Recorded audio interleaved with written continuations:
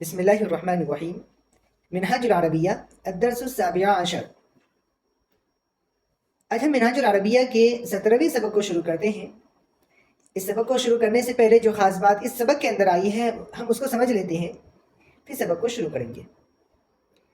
جو خاص بات اس سبق کے اندر ہے وہ مضاف اور مضاف الیہ کا ہونا ہے، مرکب اضافی کا ہونا ہے۔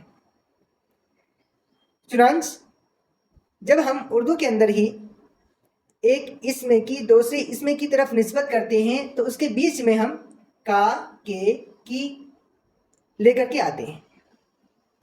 مثال کے طور پر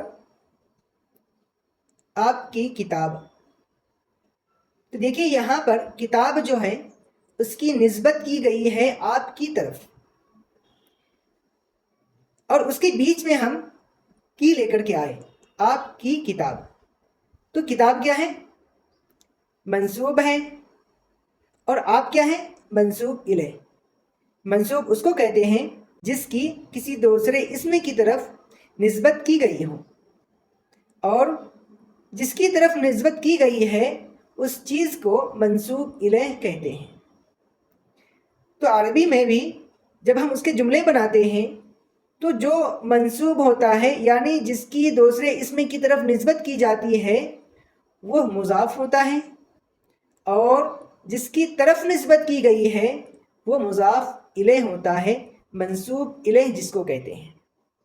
اس سبق میں دو اسموں کو جوڑ کر کا، کے، کی کا مفہوم پیدا کرنے کا طریقہ سکھایا گیا ہے، جسے عربی میں مضاف اور مضاف الیہ کہتے ہیں۔ اس کے چند اصول درج ذیل ہیں۔ پہلا اسم مضاف۔ مضاف کس کو کہتے ہیں؟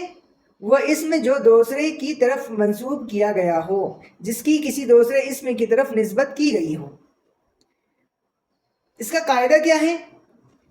اس پر کبھی الف لام نہیں آتا، اور نہ ہی اس پر تنوین یعنی دو پیش، دو زبر اور دو زیر آتی ہے۔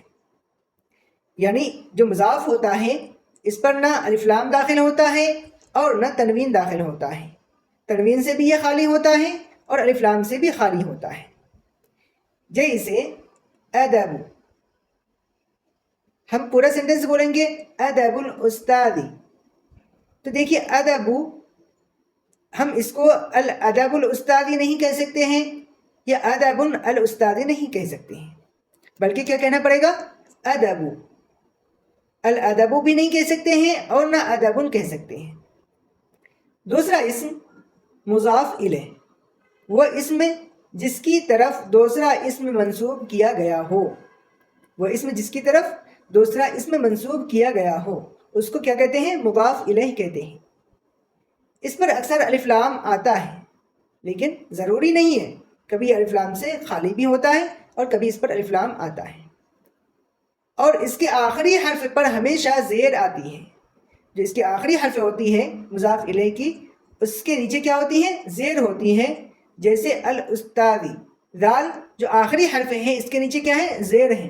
تو مضاف الیہ جب بھی کوئی اسم بنے تو اس کے آخری حرف کے نیچے زیر ہوگی یعنی کسرہ ہوگا۔ یہاں تک بات سمجھ میں آ گئی؟ اور اگر مضاف الیہ معرفہ ہو تو مضاف بھی معرفہ ہو جاتا ہے۔ یعنی اگر مضاف الیہ کیا ہو؟ معرفہ ہو۔ معرفہ کس کو کہتے ہیں؟ معروف شے کو، متعین چیز کو۔ تو اگر مضاف الیہ معرفہ ہو تو جو مضاف ہے چاہے وہ نکرہ تھا پہلے سے، لیکن اب وہ بھی معرفہ ہو جائے گا، یعنی وہ متعین ہو جائے گا۔ پہلے متعین نہیں تھی لیکن اب متعین ہو جائے گا مضاف الیہ کے معرفہ ہونے کی وجہ سے۔ جیسے کتاب محمد، محمد کی کتاب۔ دیکھیے پہلے ہم نے لفظ استعمال کیا کتاب، وہ کیا ہے؟ نکرہ ہے، کوئی بھی کتاب ہم لے سکتے ہیں مراد، کوئی متعین نہیں ہے۔ لیکن جب ہم نے کہہ دیا کہ کتاب محمد، محمد کی کتاب، تو متعین ہو گئی کہ کون سی کتاب ہے؟ وہ محمد کی کتاب ہے۔ دوسرا قاعدہ کیا ہے؟ اور اگر مضاف الیہ نکرہ ہو تو مضاف میں تخصیص ہو جاتا ہے۔ پہلے کیا آیا تھا کہ مضاف الیہ معرفہ ہو تو مضاف بھی معرفہ بن جاتا ہے، لیکن اگر مضاف الیہ نکرہ ہو تو مضاف کے اندر تخصیص ہو جاتا ہے، یعنی جو پہلے عام تھا اب ایک طرح سے خصوصیت اس کے اندر آ جاتی ہے، خاص ہو جاتا ہے۔ جیسے قلم رجل، مرد کا قلم۔ قلم کوئی بھی قلم ہو سکتا ہے، چاہے وہ کسی مرد کا ہو، کسی عورت کا ہو، کسی کا بھی ہو، عام ہے۔ لیکن ہم جب کہہ دیا کہ قلم رجل، مرد کا قلم، تو اس سے خصوصیت اس کے اندر آ گئی، تخصیص آ گئی کہ یہاں پر عورت کے قلم کو دور کر دیا کہ عورت کے قلم نہیں بلکہ مرد کے قلم مراد ہے۔ تو رجل کیا ہے؟ نکیرہ ہے، قلم بھی نکیرہ ہے، لیکن جب مضاف الیہ نکیرہ ہوتا ہے تو جو مضاف ہے اس کے اندر جو پہلے عام تھی، جو وہ عام تھی، اب اس کے اندر تخصیص آ گئی۔ قلم رجل، مرد کا قلم، مطلب یہ کہ عورت کا قلم نہیں ہے۔ ترجمہ کا طریقہ کیا ہوتا ہے مضاف اور مضاف الیہ کے؟ اردو میں ترجمہ کرتے وقت پہلے دوسرے لفظ کا ذکر ہوتا ہے، پھر کا، کے، کی کا استعمال ہوتا ہے، اور پھر پہلے لفظ کا۔ پھر کیا ہوتا ہے؟ پہلے لفظ کا۔ جیسے لون الزہر، زہر کیا ہے؟ دوسرا لفظ ہے، ٹھیک ہے؟ الزہری کیا ہے؟ دوسرا لفظ ہے۔ تو پہلے ہم اس کا ترجمہ کریں گے، الزہری کیا معنی ہے اس کے؟ پھول۔ اس کے بعد ہم کاکے کی میں سے ایک لگائیں گے، ہم نے یہاں پر کیا لگایا؟ کا لگایا۔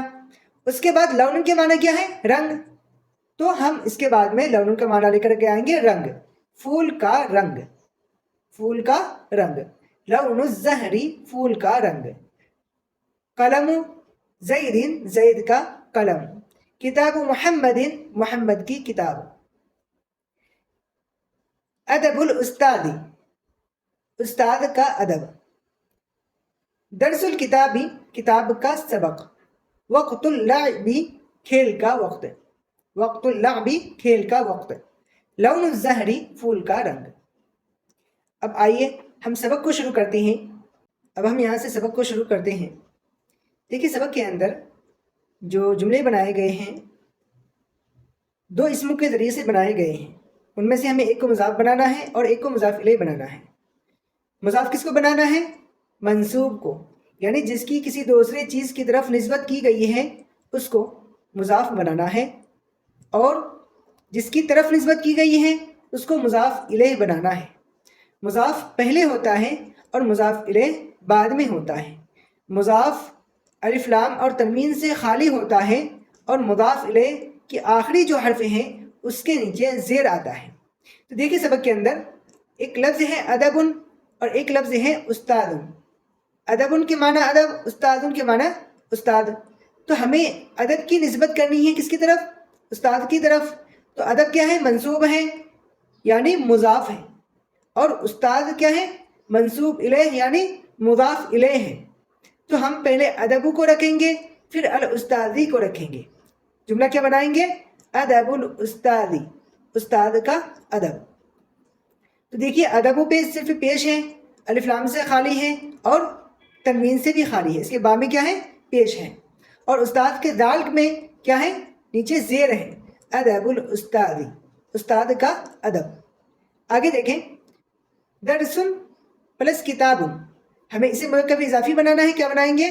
درس الکتابی، کتاب کا سبق۔ وقت لعب، وقت کے معنی وقت، لعب کے معنی کھیل، دونوں کو ہم ملائیں گے کیا ہو جائے گا؟ وقت اللعب یا وقت اللعب، کھیل کا وقت۔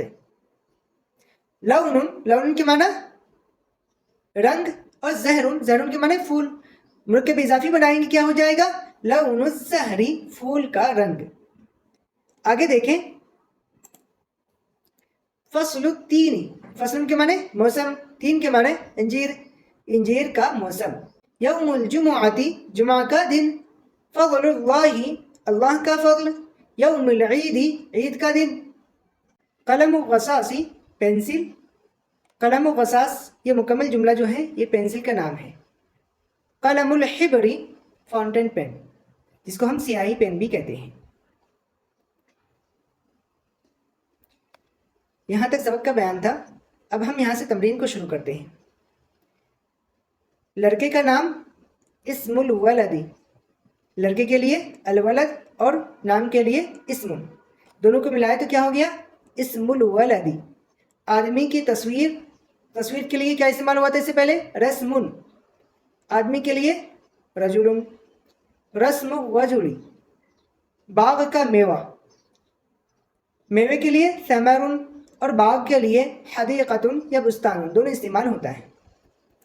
ثمر الحدیقتی یا ثمر البستانی، حدیقتن اس سے پہلے بھی استعمال ہوا ہے تو آپ یہاں پر حدیقتن ہی استعمال کریں۔ ثمر الحدیقتی گھر کا کام، عمل البیتی چوہے کا رنگ، لون الفار دوست کا گھر، بیت الصدیقی لکھنے کا وقت، وقت الکتابتی مسلم کا ایمان، ایمان المسلمی قیامت کا دن، یوم القیامتی انجیر کا درخت، شجر التینی گلاب کا موسم، موسم کے لیے فصل اور موسم بھی استعمال ہوتا ہے عربی میں، فصل اس سے پہلے استعمال ہوا ہے تو یہاں پر آپ فصل ہی استعمال کریں۔ فصل الوردی یا موسم الوردی، وردن کے معنی گلاب۔ طوطے کا پنجرہ، قفص الببغاء، قفص کے معنی پنجرہ اور ببغاء کے معنی طوطا۔ عرب کی زمین، ارض العرب، اللہ کا نام، اسم اللہ لکھنے کی مشق، مشق الکتابتی کتابت کے معنی لکھنا۔ والد کے دوست، صدیق الوالدی، اللہ کی کتاب، کتاب اللہ۔ قبر کا عذاب، عذاب القبری پڑھنے کا وقت، وقت الکتابتی اللہ کا گھر، بیت اللہ۔ کوے کا رنگ، لون الغرابی مچھلی کی شکل، شکل السمکی، شکل السمکی۔ گلاب کا پودا، غرس الوردی اللہ کا بندہ، عبد اللہ اللہ کا رسول، رسول اللہ۔ قرآن کی تعلیم، تعلیم القرآن۔ تعلیم کا طریقہ، طریقۃ التعلیمی یا منہاج التعلیمی، دونوں استعمال کر سکتے ہیں۔ منہاج اس سے پہلے بھی آ چکا ہے جس کے معنی کیا تھا طریقہ، طریقۃ التعلیمی یا منہاج التعلیمی دونوں استعمال کر سکتے ہیں۔